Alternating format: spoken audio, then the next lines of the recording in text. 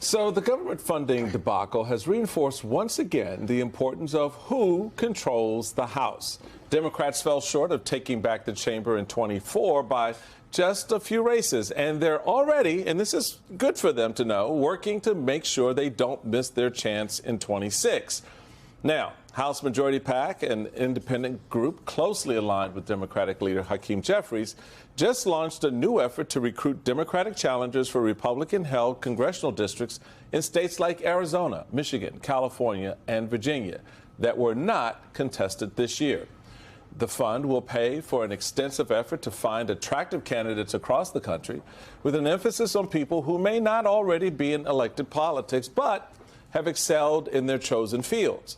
And joining us now to unpack all of this and get into it is the president of House Majority PAC, Mike Smith. Welcome to the table. You know, I'm glad Mike came in the studio to tell us about what's going on. This is interesting. Out on the road. I'm on the road. Raising the dollars. Reminds me of old school, and I was back chairman, having that kind of view of the world. Having to go out there. Okay, but Mike, talk about these recruitment efforts. Yeah. Why people in these unlikely chosen fields? So what I'm hearing is not people who maybe have run for office before, maybe business owners. Why? Mm-hmm. So I'd say, you know, in 2024, over 148 million votes were cast.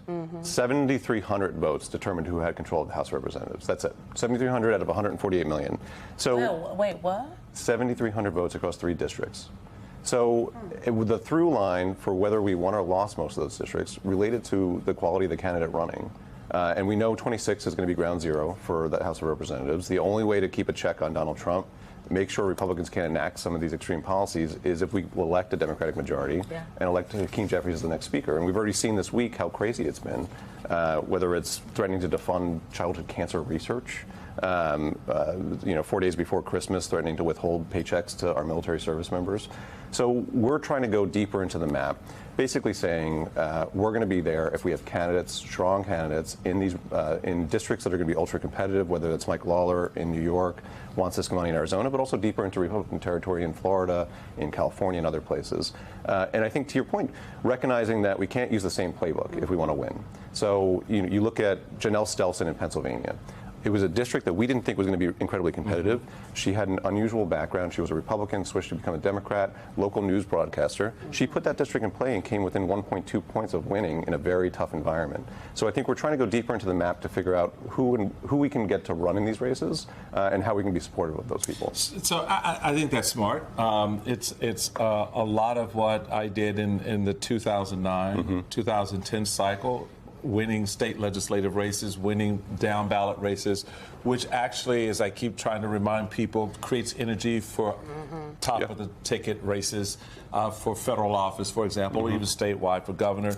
But of course, Republicans are not without their sass about your efforts. And so it was interesting from Axios reporting several House Republicans who won by comfortable margins scoffed at being included on the HMP's hit list, I guess. In their defense, I would say hit list, but in their defense, I only won by 25 points. So I guess it's razor thin, quipped Representative Tony Gonzalez of Texas. Representative Carlos Jimenez of Florida told Axios that being on the HMP list will make me work harder, saying it's unrealistic that Democrats could win his seat, but they could dream. I know a lot of that cockiness back in the day. People, Democrats who thought they had the seat because the district was made for me, and then their behind was sent home. That's the opportunity. You see something that these members don't see even in their own districts, right? Yeah, I think to your point, take those seats for granted. They should take their seats for granted. You look at a couple of different things. One, 2018, not to say this is going to be the same election cycle, but in 2018, at the beginning of the election cycle, the Cook Political Report, the nonpartisan race raters, said there was maybe 13 races that Republicans had that were going to be ultra competitive. Before the election, they said there was over 70.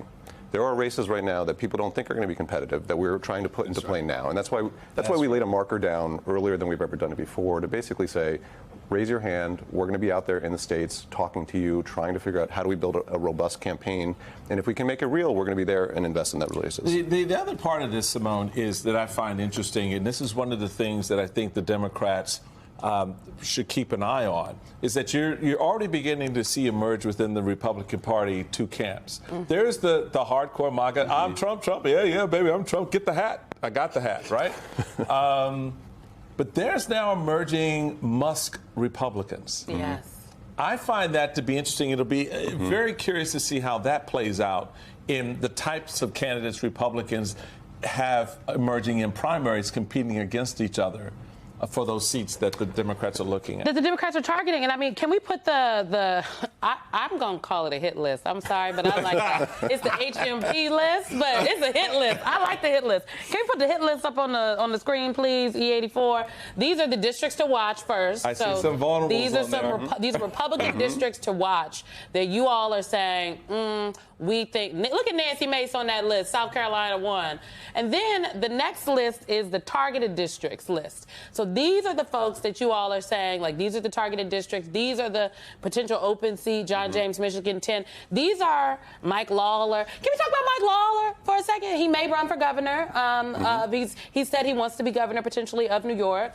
But he also has been on TV in this last debacle talking about the money for veterans who were affected by 9/11 that was in the bill. He was very dismissive of it, and I'm like, not the man that want to be governor of New York, not the man that sits in a seat that is not reliably red nor blue but truly purple. Yep. These are the kind of members that you're talking about. These are the races that we're hyper-focused on. And I think, look at the past week. You know, we haven't even sworn in the new Congress at this point yet. Look how dysfunctional it is. Look how chaotic it is. I would imagine if I'm a Republican sitting in a ultra-competitive seat, I'm probably looking for an exit at this point. Because why do you want to do this for another 2 years?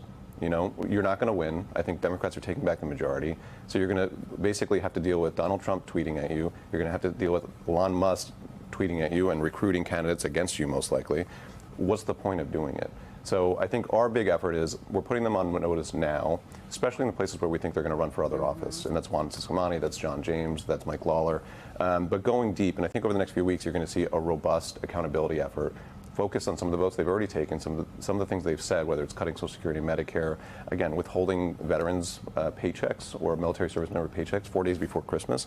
They're really putting them on notice early on and significantly and then continuously through Election Day. I would note it is proverbially criminal because you know you got to be specific. You got to be, nowadays. you do, yes. You got to be specific because you get phone calls if you're not. Or at least an email. The thing that I just want to put in front of you, so you'll have some opportunities potentially, you know, if Donald Trump continues to pluck folks from the House to put outside in other parts of the government. So those seats will be in play. But is the strategy, or should the strategy also be about not just winning the House, but winning the House? Yeah. I got 63 seats, baby. There's your number, right? Michael, 63 seats? That's what I got. You got 63 seats? He got 63 seats. I got 63 seats, so don't tell me it can't be done, right? Wow. Yeah. So my point is, you've got to, in this next cycle, not just win the House, but overwhelm the House. You will not be able to set up opposition if you are a 4-seat majority. You will not be able to set up opposition, I think, appropriately with a 10-seat majority because you're going to have members in some districts in the next presidential cycle worried about the seats. You need to create cushion. What's your thinking and strategy as you put up these wonderful lists? Put the hit list up. Yeah, put the list back up, the hit list back up. What is the strategy to maximize those seats? Yeah, well, I say two things. I think when we had Democratic control of Washington, we had a 5-seat majority in the House, we had a slim majority in the Senate, and we had President Biden as President of the United States, and we were able to accomplish a significant amount of things, probably one of the most significant presidencies in history. And we did that with a 5-seat majority in the House, and that's because Democrats have continued to be united over and over again. We saw that just now, saving the government from closing. So I think our focus, you know, our number one goal is electing Hakeem Jeffries as the next Speaker of the House. We have to have a Democratic majority. We have to have a check on Donald Trump. I think with that, we announced this list, and it's a broad list, and it goes deeper into Republican territory, because our theory of the case is if we can find quality candidates that have an authentic message to tell, and we can supply resources to help get that message out, we can win those seats. Right. So whether that's a 5-seat majority, a 10-seat majority, we care about one thing, and that's making sure that Hakeem Jeffrey is the next Speaker of the Mike House. said they're going to take a majority, however. That's what I'm saying. But I'm just saying, you just don't want a Manchin problem. That's all I'm saying. Well, So. in the House, I know. Right? So that's all I'm saying. You know, Senator Manchin tied up the Senate for Democrats for 18 months, talking about filibuster, and people in the country were saying, who the hell is Phil and Buster? Anyway, Mike You got to come